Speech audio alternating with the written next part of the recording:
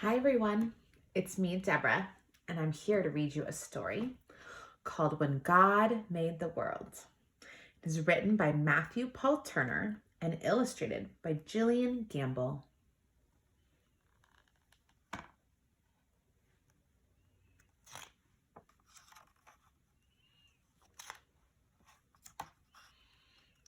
In the very beginning, before anything was, before God started doing what it is God does, when all that existed was wide open space, God imagined a universe and began to create.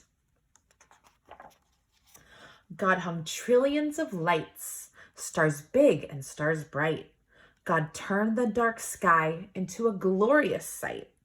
God put planets in places, with moons in some cases, and galaxies that reach the outermost spaces. God made comets that fly with tails through the sky, and asteroids and meteors that sometimes zoom by. And with cosmic explosions, God set space in motion, causing planets to orbit their suns with devotion. And somewhere amid all the swirling light, inside a cluster of milky white, among stars and planets and cosmic dust, God made a place for the story of us. 'Cause when God made the world, God displayed heaven's glory for you and for me and for all the world's stories. Our planet, God made a blue and green sphere and designed it to orbit the sun once a year. God made daytime and nighttime, climates and seasons, and all kinds of weather that varies by region. God made continents and oceans, islands and seas, a north and south pole that God put in deep freeze.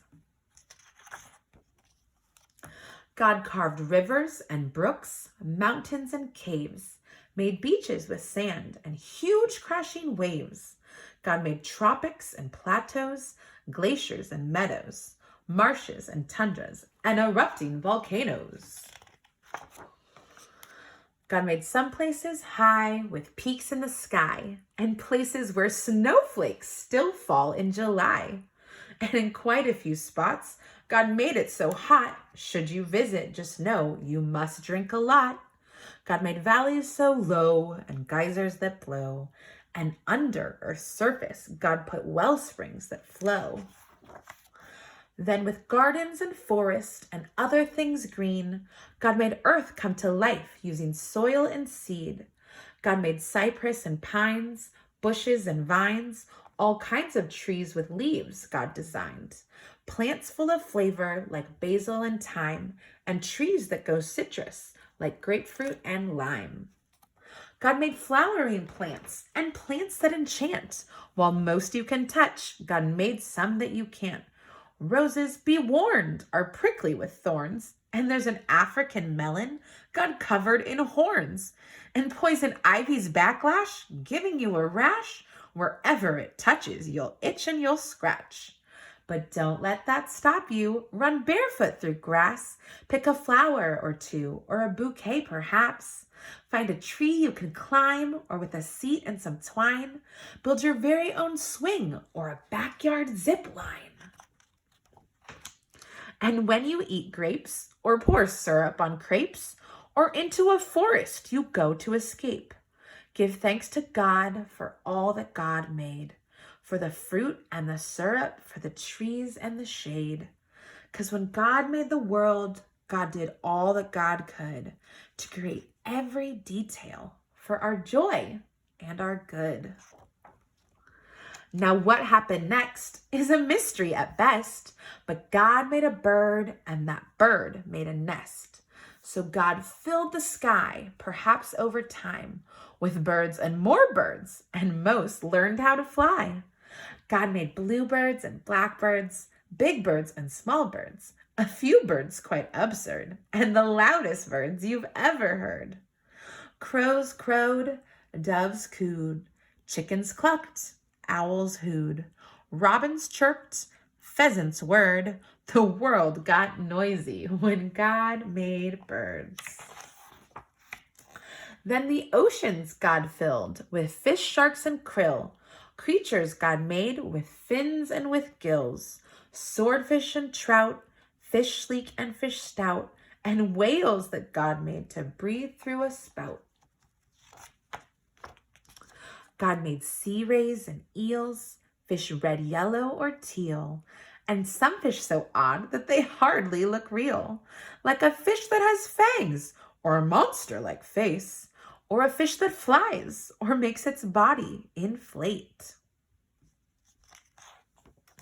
And wherever a river, ocean, or sea touches dry land, there's likely to be all sorts of creatures living their lives on land and in water. That's how they survive, like otters and frogs, turtles on logs, and crocodiles gathering in swampy bogs. And then God made cows, horses, and goats, and God made gibbons with inflatable throats. God planned lions to roar and tigers to pounce, and kangaroos, God thought, let's make you bounce.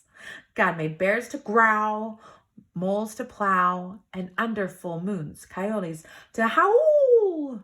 Donkeys brayed, giraffes bleated, jaguars prayed, rhinos stampeded. Bunnies hopped, beavers chopped, and in muddy pools, hippos plopped.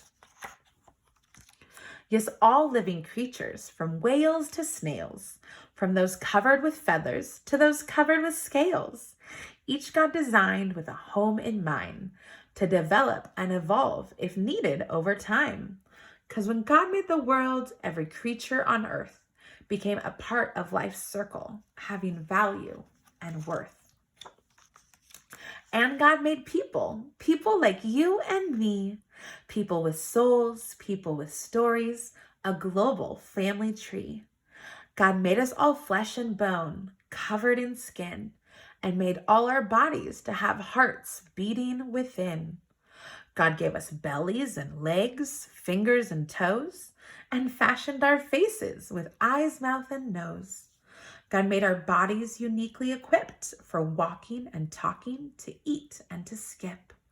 God wired our brains to feel love and feel pain, to process and learn, to read and retain. But despite all we share, we're also unique. God made us all human with just a few tweaks. Each of our faces, bodies, and traits, our skin tones, our features, God did create. God made some people shy and some people loud, and some who thrive in the midst of a crowd. Some make music and some like math, and some are prone to blaze their own path. But always remember, because this much is true, God had a purpose for making you, you. So use every gift, every talent or shtick. Make the world better with your God-given trick. Bring smiles to faces, show love and good graces to those who need hope in all different places.